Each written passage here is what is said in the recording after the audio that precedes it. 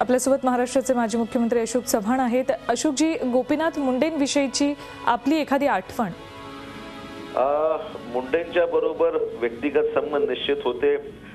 विधानसभेमध्ये एकत्र काम करत असताना त्यांना मी जवळून पाहिलेलं आहे आणि त्यांची स्वभावच असा होता की फक्त भाजपमध्येच नव्हे इतरही पक्षातल्या नेत्यांशी त्यांचे अतिशय चांगले संबंध राहिलेले आहेत। त्यांची आज मला आठवण येते की माझे सहकारी क्षेत्रामध्ये साखर कारखानदारी त्यांची आहे, मी चांगला कारखाना चालवतो, त्यामुळे कारखान्याच्या एकंदरीत सर्व विषयासंदर्भात अधूनमधून भेटी व्हायच्या, चर्चा व्हायची आणि एक व्यापक दृष्टिकोन ठेवून जे काही सामाजिक प्रश्न आहेत किंवा जे इंडस्ट्रीच्या संदर्भातले जे विषय असतील ती चर्चा होऊन त्यातून सर्व लोकांना विश्वासात घेण्यात त्यांचा नेहमीच त्यांचा खास लौकिक राहिलेला आहे।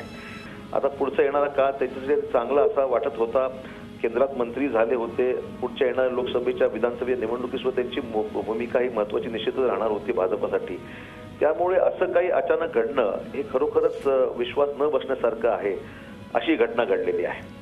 अशोकजी, खरं तर लोकनेता गोपीनाथ मुंडेंना म्हटलं जायचं, मोठा जनाधार त्यांना होता, मात्र सभेवरही त्यांची खूप चांगली पकड असायची। महाराष्ट्रातले भाजपचे जे काही महत्त्वाचे नेते आहेत ज्यांच्या सभा गाजायच्या त्यात गोपीनाथ मुंडेंचं नाव हे अव्वल क्रमांकावर असायचं। एक रोखठोक बोलणारा, एक म्हणजे ज्याला चांगला उत्तम ओरेटर ज्याला म्हणू असा एक प्रकारचा हा नेता होता आणि लोकांना आकर्षित करणारा असा हा लोकनेता होता।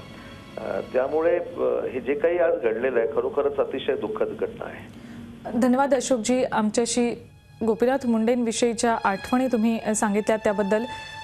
गोपीनाथ मुंडे यांच्या रूपानं महाराष्ट्रानं आज एक लोकनेता गमावलेला आहे। झी 24 तास रहा एक पाऊल पुढे।